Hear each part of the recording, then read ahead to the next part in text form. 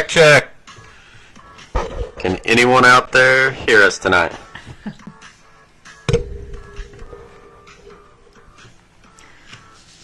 Is anyone alive out there? Mic check. Can you guys hear us tonight?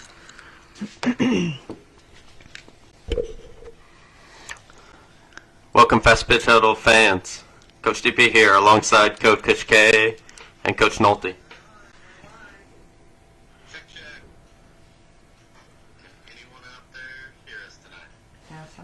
Yeah, somebody's volume's on there.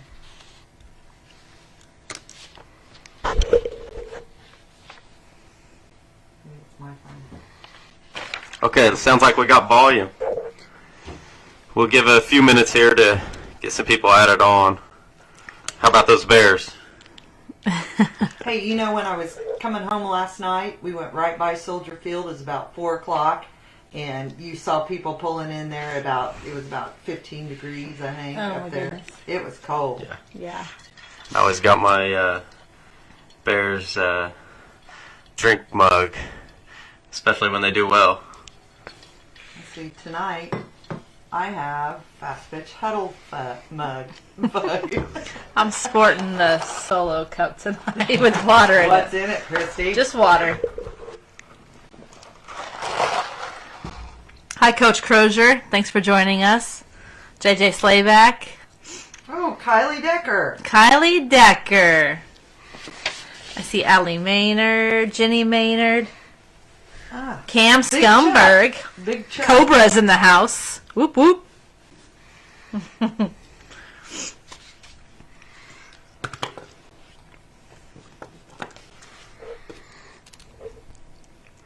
While we're waiting for some more folks to join in, just want to take a minute. Being at the NFCA made me realize that any chance I get, I should use this stage, I guess you would call it, to mention kind of something that my family's dealing with.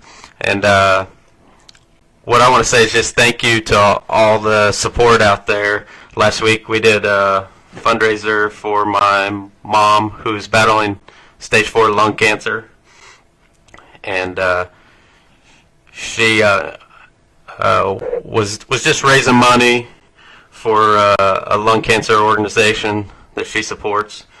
And I challenged all of my friends, which happened to be mostly softball related, and we raised a lot of money. So just want to thank you all for that and raise some awareness. You know, one of the misnomers is that lung cancer is just caused from smoking, and that's certainly not the case. And you know, unfortunately, this horrible disease has caught up to my family, as it has many, many others out there. And just want to thank all those that supported. It was very overwhelming. So Yeah, appreciate it very much. can you turn mine down? Mm-hmm. Okay, so you want to get rolling? Let's do it. All right. Well, welcome, Fastpitch Huddle fans again. Coach DP here alongside Coach K and Coach Nolte. Thanks for tuning in tonight. Kind of a last-minute show.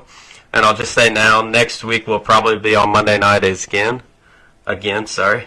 we are playing in a tournament up in Rosemont next weekend, and we plan to be playing Sunday. So if any of you out there are in Rosemont next weekend, stop in, say hi, introduce yourself to us. So.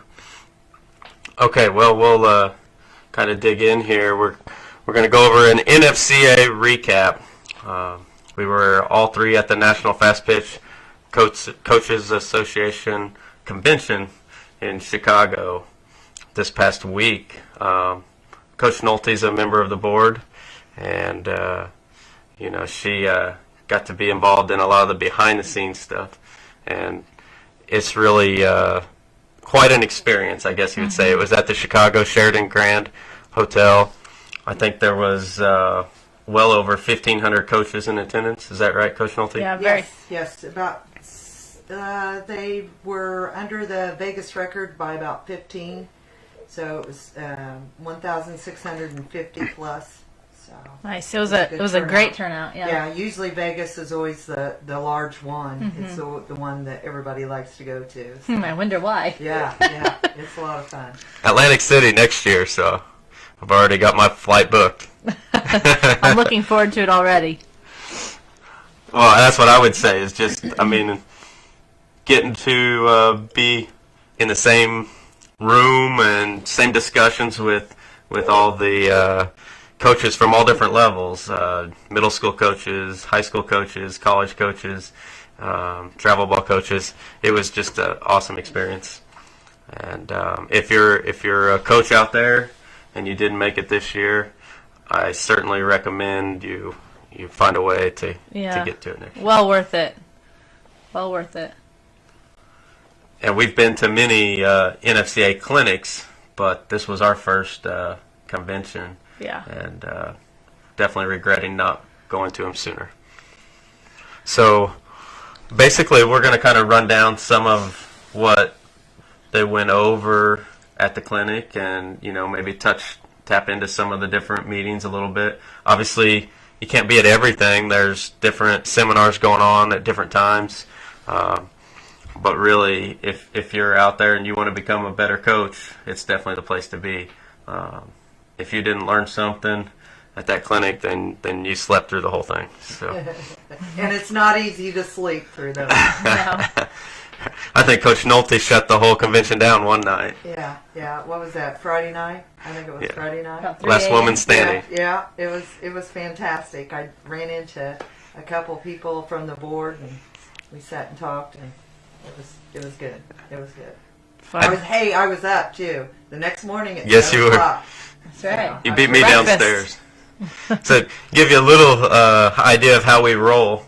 Coach K and I, we took all three of our kids. So Hayden is just over 2 weeks old, and Jax is 2 years old. Andy is 4. And so when we booked this trip, we booked 2 rooms, one for us, the kids, and one grandma, and one for the other grandparents. So we have 3 kids and 3 grandparents that travel with us. That doesn't usually happen, but this weekend was kind of special. And it definitely got more challenging when we found out the pool was closed. Oh, yeah. So, it's Chicago, December, about 10 degrees outside. Not something you want to take young kids out in, and no pool in the hotel. So the grandparents had their work cut out for them, keeping those kids entertained. So They did get to build some gingerbread houses as one of the activities at the hotel. So that was kind of fun for them. They really enjoyed it. They did. And my daughter, class of 2032, she got a picture with Texas coach Mike White, who came from Oregon. It's a pretty cool experience. Yeah, I did. When you showed me that picture, I didn't realize it was him. Yeah. He didn't have his hat on.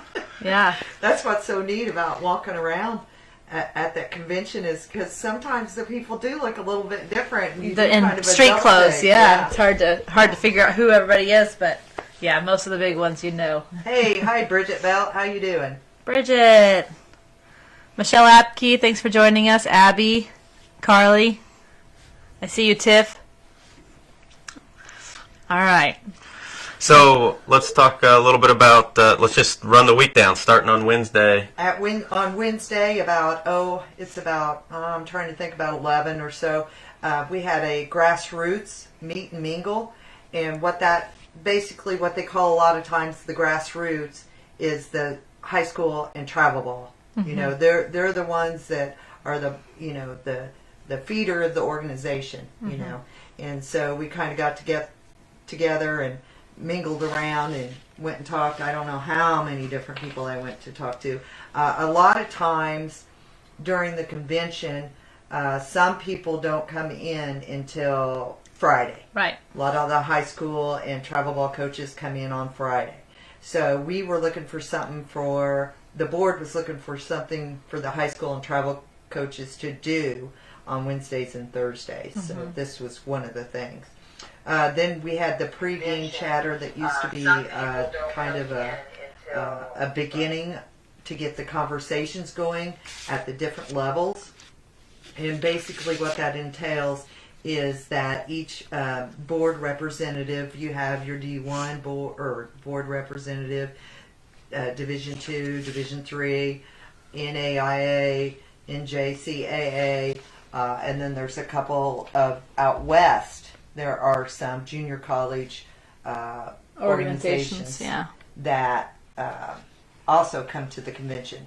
And what we do is we get up and talk about a couple of our talking points that are going to be happening at the caucuses later on at the convention. So they get up and talk. I think travel ball, some of ours were the recruiting calendar and that kind of recruiting information. State of play, the expense of travel ball were some of the topics that we tried to get the people in the people's minds so that they could talk about until we had our actual caucus on Friday. So that's basically what happened there. And then at I think it was 5 or 6 o'clock, we had the pleasure of listening to the keynote speaker, Holly Rowe from ESPN. And if you don't know Holly Rowe, you've probably seen her around. She's a cute little blonde that has been on in basketball games. She's covered basketball, football. She does a lot at the College World Softball Series in Oklahoma City. She had recently had a battle with what started as skin cancer, and then it progressed. She is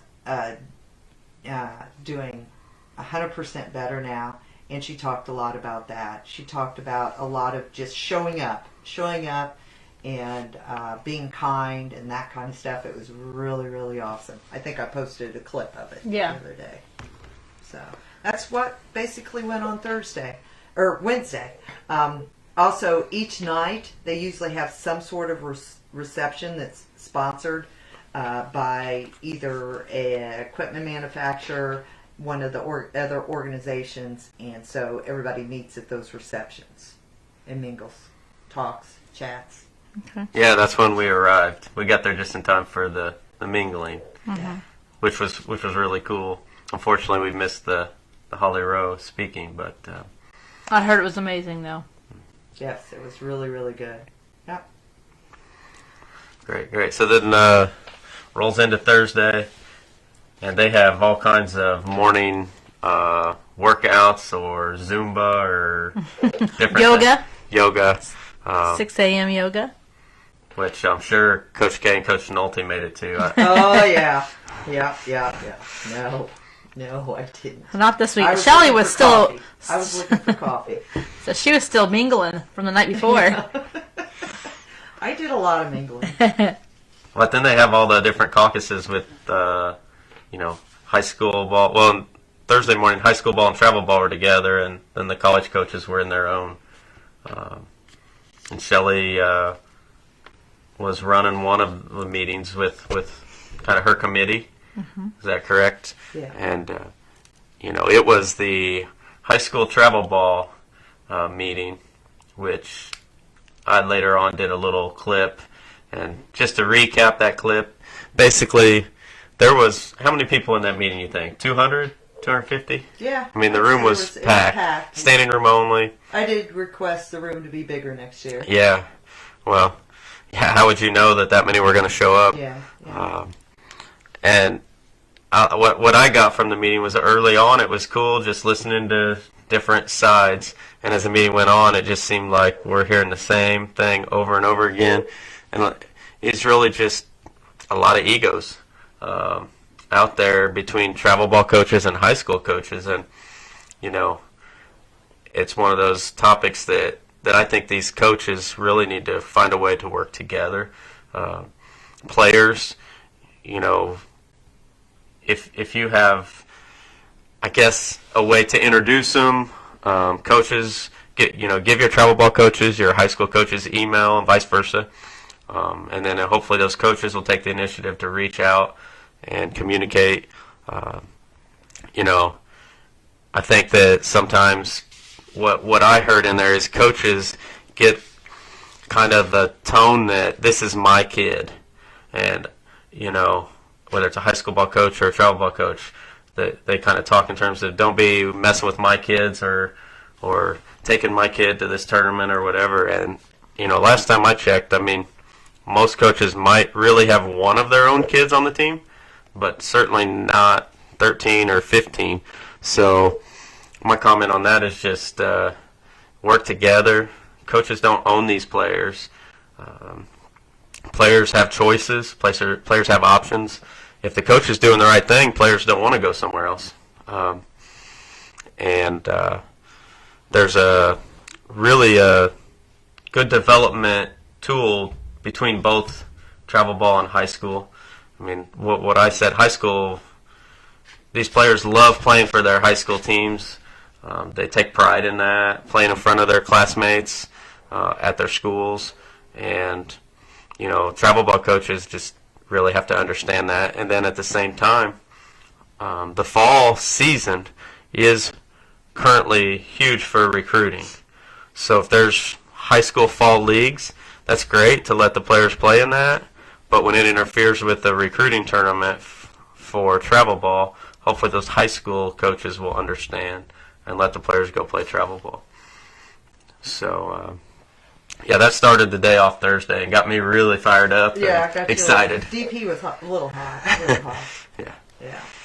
Yeah. I think one of the big changes within the last 10 years has been that each sport, whether it's a travel sport or a high school sport, they're trying to do their best, and both coaches really, really want to succeed. A lot of them do. Mm-hmm. So they're doing more year-round stuff. Right. Both of them. And so they've got to come to some understanding that the kids are going to be gone sometimes.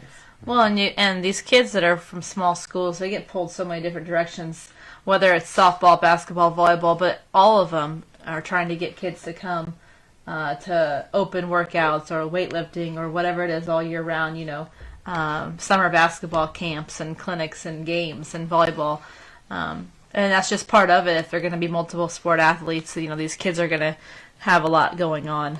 Now, at the same time, what I would say to the players is if you really want to be at that top level, you have to make some decisions. You have to make decisions, and you have to find a way to juggle both. Yep. So make sure you know what your priority is. Right. Yep.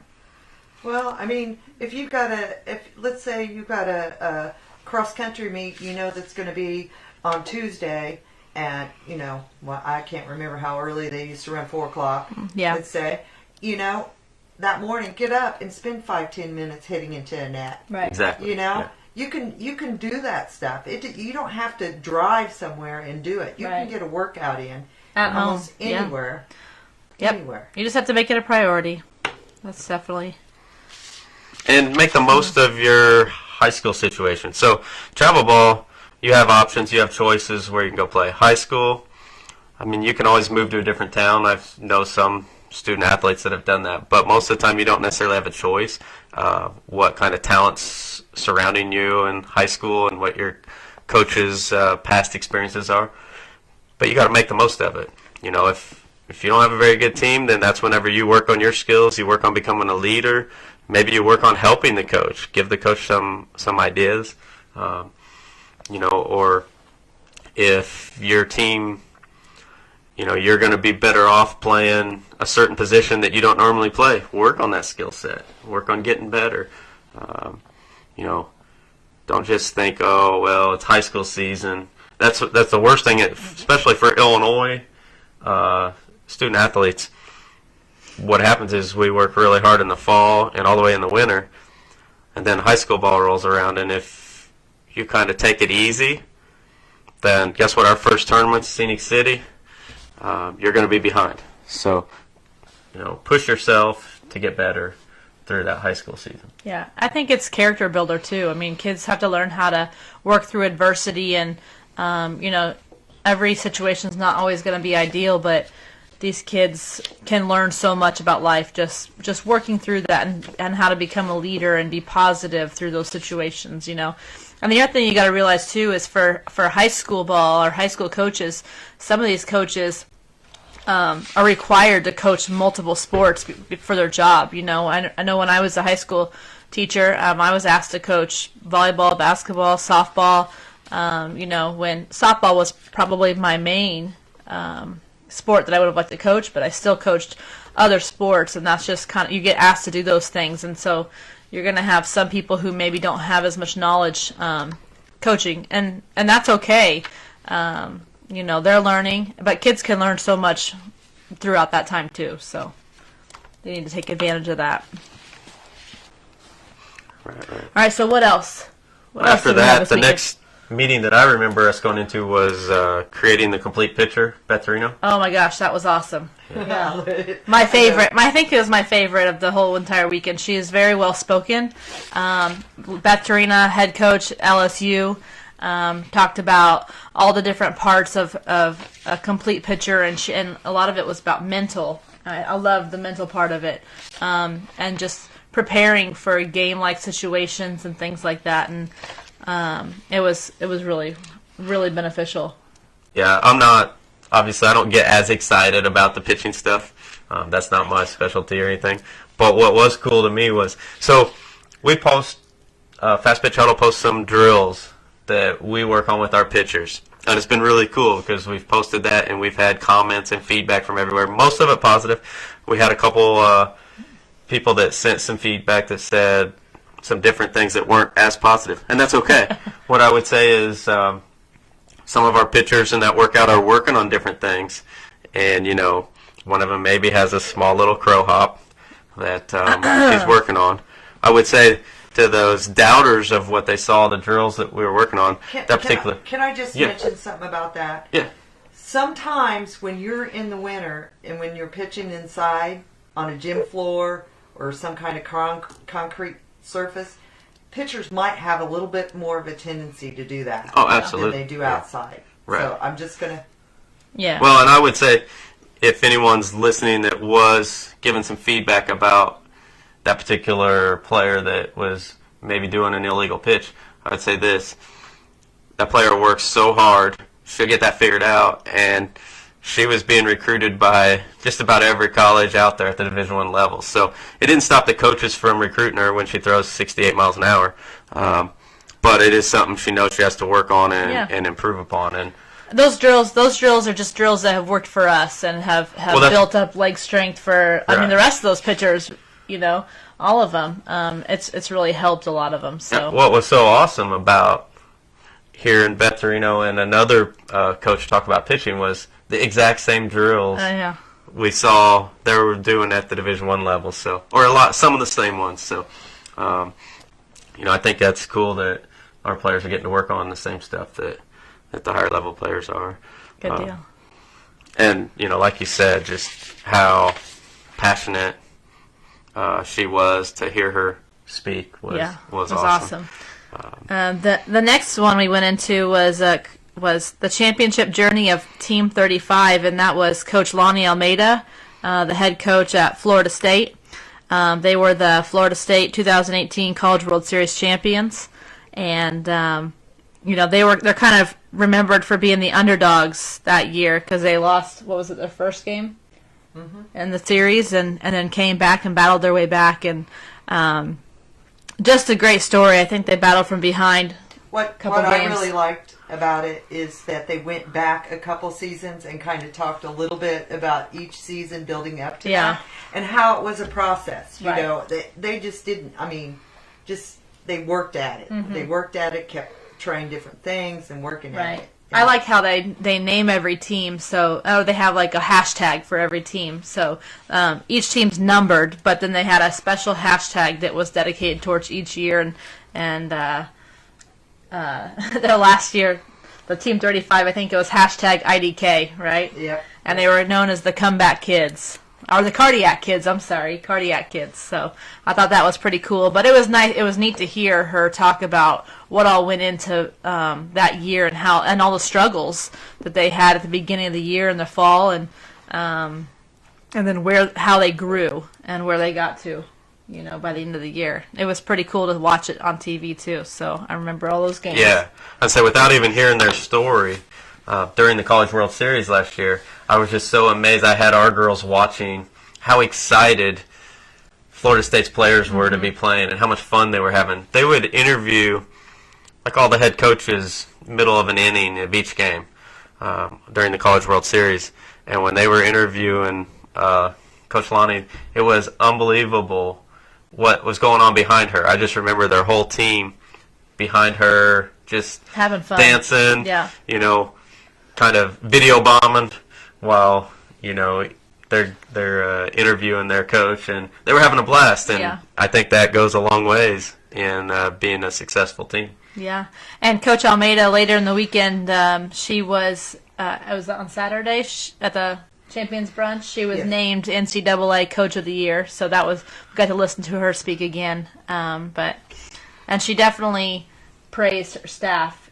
Talked about how hard the staff works and the rest of her team, and it's not a one-man show. And I think that's true for all coaching staffs. Yeah. There was a few quotes. I mean, it was all about their journey. Right. And we talk a lot about our journey through our organization, too. And what I liked was one of the quotes. They had 4 different quotes about journeys, but one of the quotes was, "The best journey answers questions that in the beginning you didn't even know to ask." And I thought that was pretty cool. So they talked a lot about being a transactional team versus a transformational team as well. And what they meant by that was transactional teams are really only concerned about wins, and transformational teams were more concerned about building a program that changes lives. And I think when you do a transformational program, whether it's high school ball, travel ball, college ball, you're always a winner. You may not win your last game of the season, but I think you have a better chance at winning your last game of the season. And as long as you're changing lives along the way, you win anyway. Very good. I like it. Hi, Shandell. Thanks for joining us. All right. So what else? We got to check out the exhibit hall. They had, in the basement of this Sheridan Grand, they had how many rows and rows and rows of exhibits? There's over 100 exhibitors. Yeah. And it was a little smaller than Vegas, and they sold that out in 3 days once it opened. In Vegas? No, in Chicago. In Chicago. Yeah. The Well, I know they Chicago shut one down sold early. out in 3 days. Yeah. So, I mean, there's a big demand to be there. Right. That, Fastpitch Huddle may have a booth next year, so watch out. Yeah, I've already checked into it. There was apparel, There you go. shoes, helmets, bats. Lots of cool gadgets for pitchers, hitters, lots of technology that people are using, apparel. Oh, man. Recruiting services, NCSA, NSR, USA Softball was there. PGF, Triple Crown Sports, Legacy. USSA Elite. Yeah, Legacy was there, Diamond 9. Chris Florence from USSA Elite. The Fellowship of Christian Athletes, FCA, had a booth as well. Louisville Slugger from Peoria had their booth there set up. That was good to see. I mean, all the equipment that you can think that we use, whether it's Bonet Sports, Mizuno, Schutt, Ringer, Rawlings, Nike, Easton. Traveling Teams was there, everybody's biggest fan. The organization that helps all these State of teams play. with state of play. Yeah. It was quite an exhibit. I mean, you had to drag us out of there. We were like kids in a candy shop at the exhibit hall, I think. Shout out to Melanie Griffin, FCA. Whoop whoop. She says she's a big part of FCA out in Ohio. What's up, All right. Mel? Yeah, Mel. Oh, yeah, there's another little gadget that we'll talk a lot more about down the road called the Blast. I can't wait to get my hands on it. Yeah, so we'll get more into that. That's awesome. All right, so then we had some receptions. Oh, yeah. What were some of the receptions we had on Thursday? We had a couple different ones. That's the PGF Oh, that's right. reception at Penn State. Oh, yeah, that was cool. About always there seems to be one organization, one sponsor that takes us off site. So we walked, I don't know, 5-10 minutes. Yeah, a couple Went very blocks. far. And it was a really, really cool place. It had good food. I was starved. Yeah, it's called Pinstripes, and it had like 3 levels. And on the top level, they had in the back room they had bowling alleys that were like really dim and lit, and they had lots of food and buffets and food stations everywhere. And then if you walked back into the front room, they kind of had like seating as if you were in like a restaurant. And food stations in there as well. They had lots of bocce ball stations. And then if you went downstairs, they had bocce ball, the big Jenga games, what else? Bags, and What's then cool an is outdoor your- patio. It was pretty neat. Beverages. Huh? Adult beverages. Oh, they did have that too. It's just cool being in that environment with all these other coaches, though. I mean, we sat with a lot of coaches that we have players playing for in college and high school, both. Just getting to, talk in a very relaxed environment. So, I don't think you can put a price tag on that time that we got to spend with all the coaches at some of the little after events. Yeah, just the networking, that was priceless right there. Networking and getting to meet new people and talk to people, like you said, in a different setting. So, hi, JD. Before that night, there was a mentoring workshop that we had to miss because of our youngin' kind of needing to get away from the grandparents for a little bit. But yeah, Coach Nolte was out. I was one of the mentors. What happens is there's a lot of the new assistant coaches at the college level that come to this convention. And what they do is they go in and they all sit at these round tables. They take the mentors, and usually it's like we had the assistant coaches at LSU, Michigan State, or a couple I sat with, Arizona State, and some travel ball coaches, some high school coaches. And we are brought in, and then we run around and we find a table to sit at. And then we go through a series of questions that have been predetermined, but it doesn't stop anybody from asking their own questions, And it's really cool to be able to help and mentor those younger coaches along. And there's a lot of good conversation that goes on. So, and you kind of, you can always go up and talk to them afterwards, So it's cool. It's one of my favorite parts, I think, of the whole thing. So then on Friday, we had travel ball. We went to a travel ball caucus in the morning, and at that time they had some of the FCA members. Was that when they had Mickey Dean? Yeah, Mickey Dean and Gary Blaylock was there. a couple other college coaches sitting up on a panel, and they were allowing all the travel ball coaches to ask questions. And I think It's all about the recruiting. Yeah, the focus was mainly on the recruiting calendar, I think, at that point. A lot of people are asking, can we try to get Fridays back, in the fall for recruiting? Or some of the northern states are talking about weather. They can't, in order for them to play in October, they're having to jump on a plane and fly south. And so for them to be able to play back home, they want to try to open up some weekends in September for coaches to recruit. But I can see both sides. One of the reasons they changed that recruiting rule wasn't just for the players' sake, which that was the main part of it. It's for over injuries or overuse injuries and things like that for the players, but also so those college coaches can have a life. Yes, they can, when their teams come in September, they want to be able to focus on their college teams and not have to be sending a coach every weekend to go, recruit. I think they have what is it? Is it 8 games, 8 dates they can only play? Right. So they have a limited time. Right, and that needs to be their focus in the fall. That's what they're there for. That's what they get paid for. That's right. So the big concern is just, there's basically 6 weeks in the fall that Division I coaches can recruit. I think that's moving back another week next year to like almost the end of October is when it starts. Or and remember, that's because of Thanksgiving. Where Right. falls. So, that pushes a lot of travel ball teams playing more in November, which our organization doesn't play a lot in November. But obviously we have to adapt with what's out there. So, next year we probably will. And it may mean bigger, longer trips in the fall.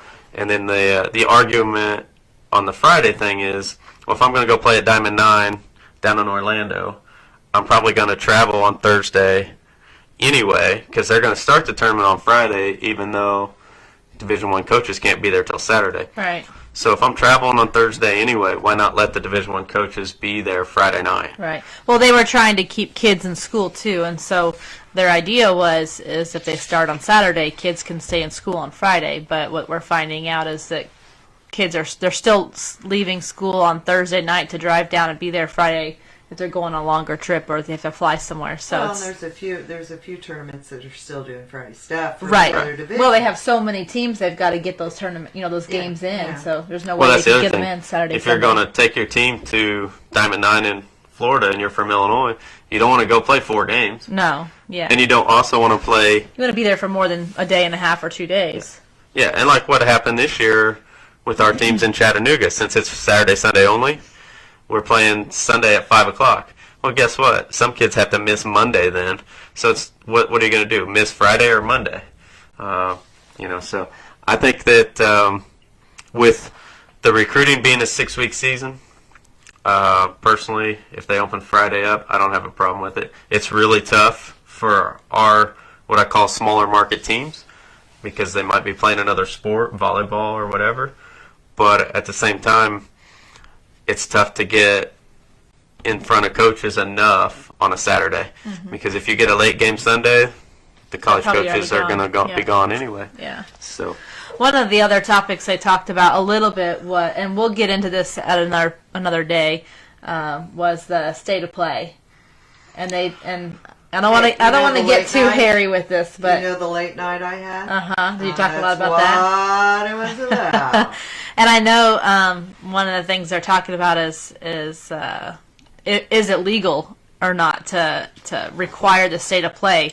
And somebody stood up who was an attorney and said that's why they offer the buyout, but not all tournaments have the buyout. So we're finding that there's some legality issues with the state of play. So we'll kind of see how that plays out here in the future.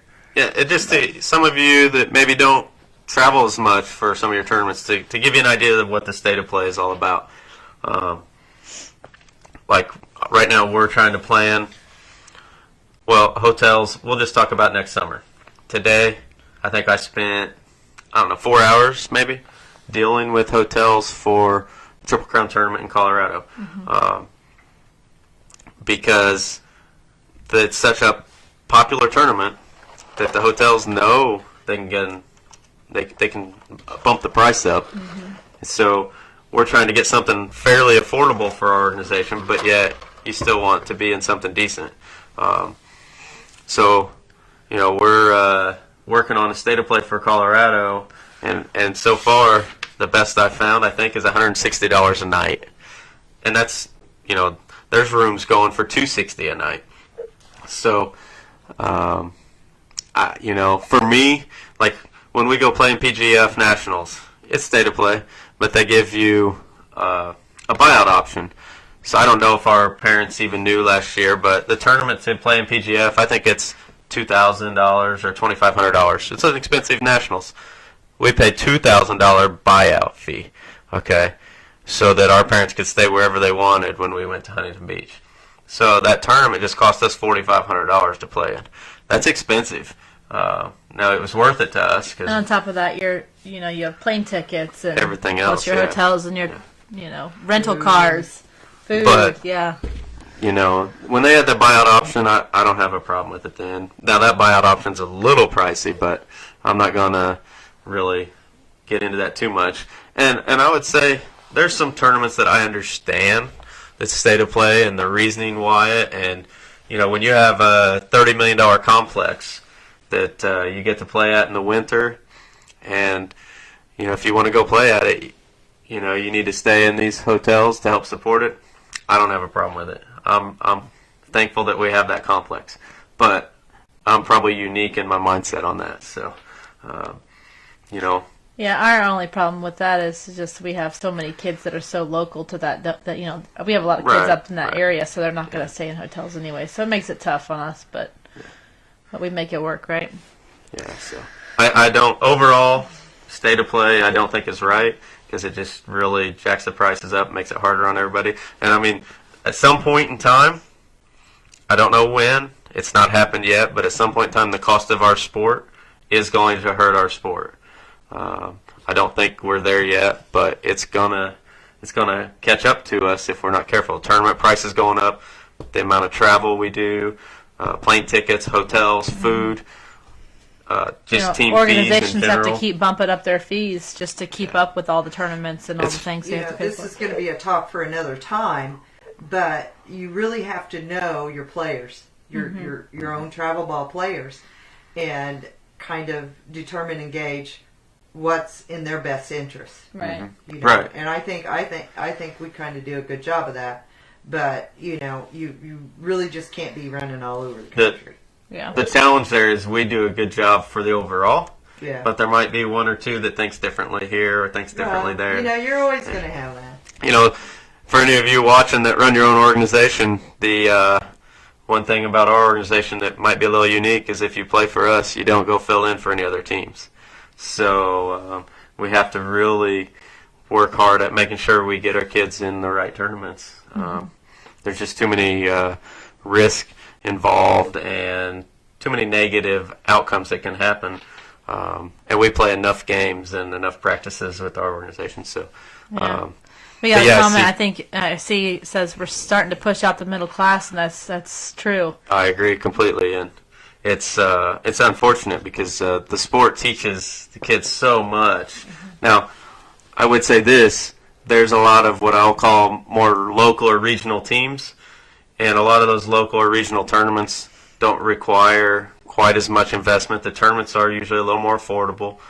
State of plays are a little less, less required, I guess you would say. And so that's the one thing I love about this sport is there is a level and a place for everyone. Now, if there's middle class players that their families may have 3-4 kids in their family, and they have to work a whole other job just to afford for their daughter to go play travel softball, and that's not a good situation. Yeah. So It can be tough. Sometimes you might be better off just taking that money and putting it in the bank and paying for it that way. Yeah. But what do you miss out on? That's The right. experiences. I think it's an investment in your kids' future and their experience, their life, their experiences. It is part of what builds them into who they become.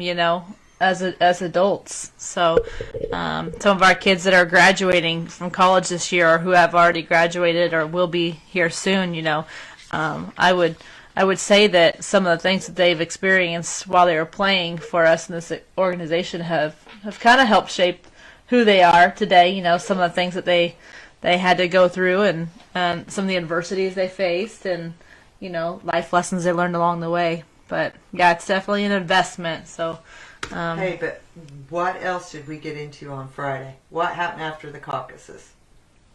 What'd we do? The meat and potatoes, wasn't it? Some of the drills and yeah. So, stuff. yeah, we went to a couple other seminars. We had a indoor practice planning by Jen Walter. She's the head coach Outstanding. at Minnesota Duluth. Yeah, there were some good drills. She talked about when you're limited on space or you're stuck inside in the monotony of being inside all the time, what can you do to change up your practice plans? And she shared some really good ideas on how to make it fun for your kids and just change it up in different varieties and how to make it competitive and things like that. So there were some really good drills in that one. Then we also went to one, there was a 360 hitting. It was by Cindy Ball, the head coach at University of Central Florida. And there were some good drills there. And then I didn't get to catch this one, the increasing run production. Were you at that one? I went to that. Yeah. So that one was by Christine Himes, the associate head coach at Kentucky. And It was, I think, the one that was one of the ones that was most talked about at the convention. Mm-hmm. Because when Coach Hines got to a certain point and finished hers, Coach Lawson came up on stage That's what I heard. and explained that it was a social experiment yeah. because Coach Hines, she did not want to do this. Yeah, she was nervous. She was nervous. Yeah. and it was very, very interesting. Yeah. I mean, it was good. It was good. It was just an interesting moment. Yeah. So. And what's cool about that is, I think right after they got done speaking at that, we were in another meeting that was really about High school and travel ball. and how to run a tryout and different things that we were just listening in. And here those two coaches from Kentucky are sitting in the back just listening. And along with the two coaches from Texas, Mike White was in there for a while too. So I tried to go sit down by him, but Coach DP wouldn't go with me. So yeah, I did drag them all over, and when I see somebody, I'd go up and. Yeah, we got to meet a lot of cool people. Talked to Ralph Weekly from Tennessee after the brunch on Saturday, and hey, you know what? We haven't done our trivia question yet. all right, let's do it. Are you ready? Yep. Is everybody ready for a trivia question? This is a good one. Here we go. All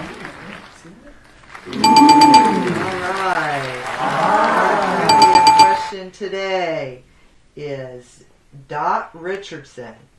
Okay. Not only is she a softball coach at Liberty, University, and they received a couple awards there. Beautiful field. They have a beautiful field. Anyway, Dot Richardson is also known for being which of the following professions? What other job does Dot Richardson have? Does anybody know? We'll give him a few minutes to see if anyone can come up with the right answer here. So what are some of the other things that we did on Friday? We did some of those seminars. We had the softball summit. That was Team USA, wasn't it? Ran that. Well, they talked USA about a lot of things, and they gave out some more awards during that. Okay. It was really cool, and I'll probably write something about this a little bit later. Melinda Fisher from Illinois State has been a long-time member of the NFCA, and she actually has an award named after her now. She's been involved with the conventions for, I know the convention's been running 35 years. I don't think she's been involved with it that long, but a long, long time. So it was really awesome to get to hear her speak a little bit. So. We caught the tail end of that one too, and they had a couple of really neat awards. Who was it who got the award for the life donation? It was a high school coach out in California. College coach. Or college coach. Yeah. Yeah. I'm trying to remember what school it was, but there was a college coach whose best friend was diagnosed with a disease that was attacking her kidneys, and she was put on a donor list, and she was really struggling and getting towards the end of being able to handle battling this disease without another kidney, and this coach who was her best friend, she happened to be a perfect match for her friend, and she ended up donating one of her kidneys, and she just talked about how scared she was to go through with that. And she has two small daughters and a husband and family, who supported her, and she just talks about, the gift of life and in live donation, and having the strength to be able to go through with that, and how her friend is now having a good quality of life because of it. So it was really neat to listen in on that as well. So then there was the Hall of Fame banquet that evening, and that was a formal event. And at that banquet they also gave out a few other awards, and it was just a nice sit-down dinner with all your peers. And then I think you guys mingled a little bit after that. They had another diamond event where it was a party afterwards, right? A social event. I went to bed early that night. And we got up early on Saturday and went right to a few other seminars. We went to one called Drills, and that one was with Samantha Ricketts. She's the associate head coach at Mississippi State, and picked up some good drills in that session. And And then we had the NFCA Champions Brunch where they handed out some other awards. And these two were honored for being the North Region Coaches of the Year. So Yeah, that was pretty exciting. It was kind of cool to get to see our team's picture up on the board, right?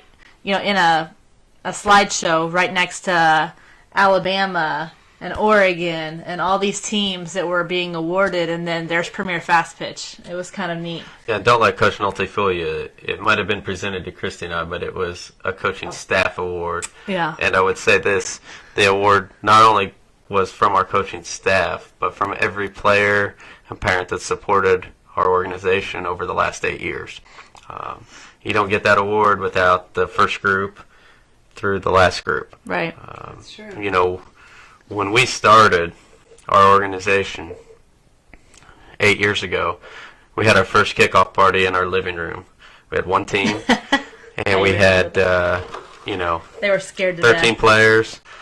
And I literally said this at that meeting. I have no idea what Christy's got me into, and I had no clue what she was getting us into. And I don't think any of those parents or players knew what she was getting us into.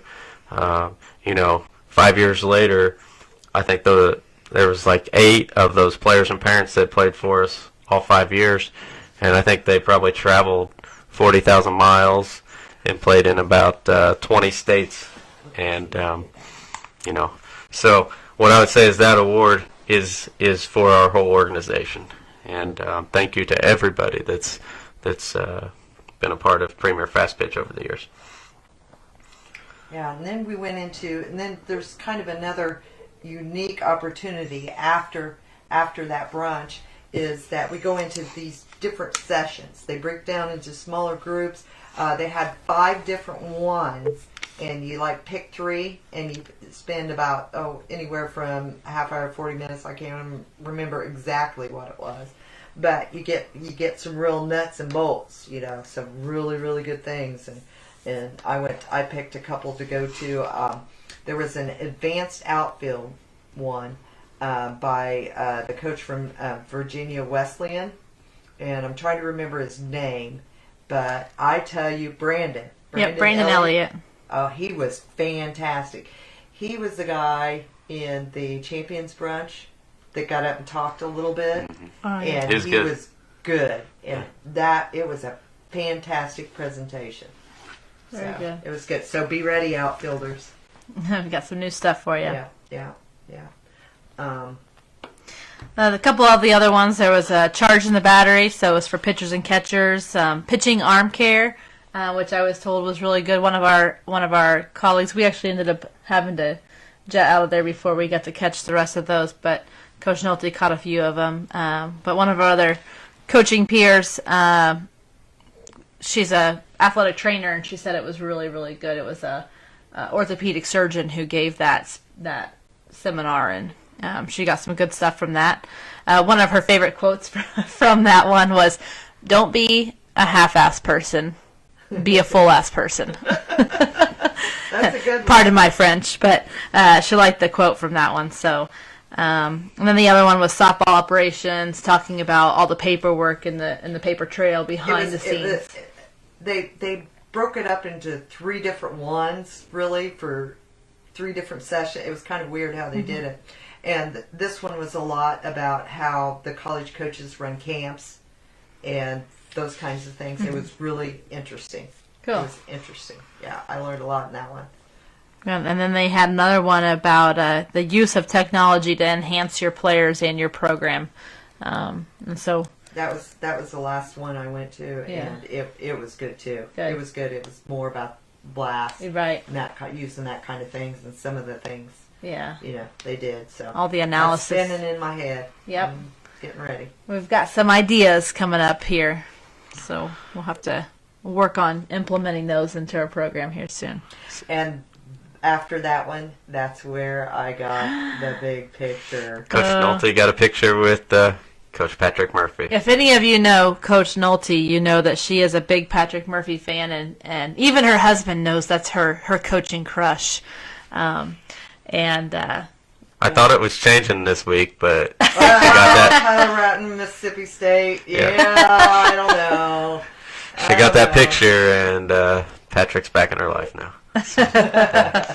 It was so awesome though. We got done with that little class, it was a big class. I got up and I turned to walk out, and he was sitting right behind me. So I went over and said, "Hey, Coach, would you mind getting a picture with me?" Yeah. And he says, "This is so cool. This is awesome." He goes, "Don't I know you?" And I about just melted. I think she wanted to say, "Yeah, in my dreams." Yeah. And so I had to tell him a little story about my daughter and I meeting him before, and she fixed his computer, at one of the clinics we happened to be at. It was cool. Oh, cool. Did you keep your hands to yourself this time? Yes, I did. Oh, yeah, I want to thank Nikki Davis for texting me and asking me that. So no trivia winner? Nobody knows. The trivia question is, what is Doc Richardson's other profession? Besides a softball coach at Liberty University. Hopefully some of you young ladies who are out here watching know who Dot Richardson is. Christy and I got our picture with her. Yeah, we did.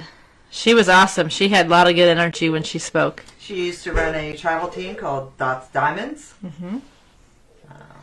Long time ago. A long time ago. She played in the Olympics. Any questions out there for this evening? Oh, I see Hannah Thornburg's watching. Ask Coach, Sue, what Dr. Dot... Oh, Oh, no! Sorry, that's what I've always called her. Hey, do I get the shirt? Yeah. Coach Thornburg, if you're watching out there with Sue, our trivia question for tonight was, what is Dot Richardson's other profession? Besides being a softball coach. There it is. She's an orthopedic surgeon. You're right. You got it. That's what they call her, Dr. Dot. Awesome. All right. All right. Well, if we don't have any other questions, we'll give you a minute here to fire any questions at us. Remember, we'll be playing with our organization, Rosemont, this weekend. So if any of you are in Rosemont, come say hi to us. And, if you want to be a member and join NFCA, please do. Yeah. For travel ball coaches, it's only $80. And there is more than the convention, okay? For $80, you get some practice plans. If you go over on the site, you'll see, once you're a member, you'll see over the side, there's a coaching toolbox. And there's different podcasts. You can even watch some of this stuff that was at the convention. Mm-hmm. So it's really, really awesome. And it's only $80. $80. Yeah, well worth it. Yeah. Well worth it. That's nfca.org. Coach Stromberg said he just sent his in. Awesome. There you go. If you have any questions, reach out to us in regards to NFCA or anything. Yeah, thanks for joining us tonight. And we'll check back in with you next Monday. Next Monday night, most likely at 7 p.m. Fastpitch Huddle fans, strive to be 1% better every single day in the game of softball and the game of life. And remember, always respect the game. Thank you. Thanks for joining us.